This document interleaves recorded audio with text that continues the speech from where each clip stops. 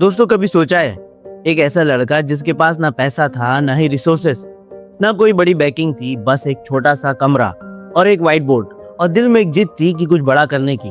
वो बैठता था कैमरे के सामने, फ्री में पढ़ाना शुरू किया और सामने कोई नहीं, ना लाखों व्यूज, ना फेम, सिर्फ अनसर्टेनिटी थी। लोग हंसते हैं, कहते हैं कि इससे क्या होगा। कुछ लोग इग्नोर कर देते और कुछ लोग तो ये भी सोचते कि ये तो टाइम वेस्ट है। लेकिन वही लड़का आज हजारों करोड़ की कंपनी का मालिक बन बैठा।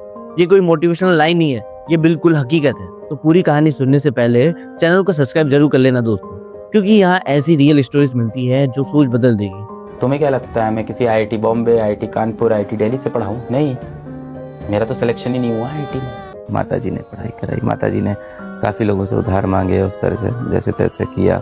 What about physics wala guy? Like, what is he doing which is so different? I hear so much about physics wala. Have you heard of him? एक आज से 15 साल पहले फिजिक्स वाला शुरू हुआ था इस क्लासरूम में। ये कहानी है अलग पांडे सर की। एक ऐसा नाम जो आज लाखों स्टूडेंट के सिर्फ टीचर ही नहीं बल्कि एक इमोशन बन चुकी है। एक मिडिल क्लास फैमिली में बड़े हुए, जहाँ सपने बड़े होते हैं, लेकिन हर डिसीजन से पहले सोचना पड़ता है कि पैसे बचेंगे या नहीं। बचपन से ही जिम्मेदारियां बढ़ जाती हैं और लाइफ में कोई भी शॉर्टकट नहीं होता है। उन्होंने कोचिंग में पढ़ाना शुरू किया, सोचा था शायद यहीं से लाइफ सेट हो जाएगी, लेकिन रियलिटी कुछ और ही थी। सैलरी इतनी कम थी कि महीने के आखिरी दिनों में खुद से सवाल करना पड़ता था, क्या यही लाइफ है? इमेजिन करो कि तुम दिन भर मेहनत करो, पढ़ाओ, एनर्जी लगाओ और फिर रिस्पेक्ट, स्टेबिलिटी और सेटिस्फेक्शन कुछ भी प्रॉपरली ना मिले। यहीं पर बहुत सारे लोग हार मान लेते हैं। लेकिन ये वो पॉइंट था जहाँ पर ये कहानी बदलनी थी, क्योंकि उनके अंदर एक ऐसी चीज थी जो हर किसी के पास नहीं होती। वो था बिलीफ, खुद पर विश्वास और अपने काम पर कॉन्फिडेंस। उनका पढ़ाने का तरीका थोड़ा अलग था। वो किताबें नहीं पढ़ाते थे, वो कॉन्सेप्ट को फील कराते थे, जैसे दोस्त समझा रहा हो, जैसे कोई अपना गाइड कर रहा हो। और यही अलग सर की सबसे बड़ी यूएसपी थी। फिर आया वो मोमेंट जहाँ लाइफ ने चॉइस दी, सेफ खेलो या रिस्क लो, और उन्होंने रिस्क लेना चुना। उन्होंने यूट्यूब पर अपने वीडियो डालना शुरू किया और सबसे शॉकिंग चीज क्या थी पता है? फ्री। बिल्कुल पूरे वीडियो उनके फ्री थे। जहाँ बाकी लोग कोर्स बेच रहे थे, मार्केटिंग कर रहे थे, ये बंदा बिना कुछ किए वैल्यू दे रहा था। लोग हंस रहे थे, बोल रहे थे कि फ्री में कौन ही सक्सेसफुल होता है। लेकिन उन्हें एक चीज पता थी, गेम लंबा खेलना है तो ट्रस्ट बनाना है, पैसा बाद में आएगा। धीरे धीरे वीडियो पर व्यूज आने लगे, पहले 100, फिर 1000, फिर लाखों। और यहाँ बना उनका सबसे बड़ा एसेट, ट्रस्ट। बच्चे बोलते थे ये सर कुछ अलग है, कोई फेक प्रॉमिस नहीं करते, कोई और एक्टिंग नहीं करते, प्योर नॉलेज है। एक व्हाइट बोर्ड और एक मार्कर और एक सच्चा इंटेंशन।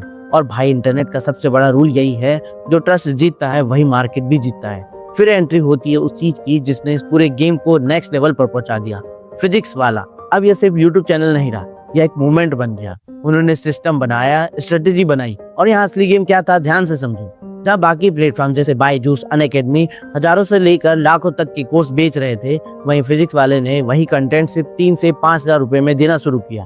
मतलब बाकी कंपनीज जहाँ प्रॉफिट पर खेल रही थी और फिजिक्स वाले ब्रांड ट्रस्ट और वॉल्यूम पर खेल रहे थे। और यही मूव गेम चेंजर साबित हुआ। अब सिर्फ जेई तक वो लिमिटेड नहीं रहे, उन्होंने धीरे धीरे एंट्री ली जेई नीट में, एसएससी एग्जाम में, पीएससी एग्जाम में और यूपीएससी एग्जाम में।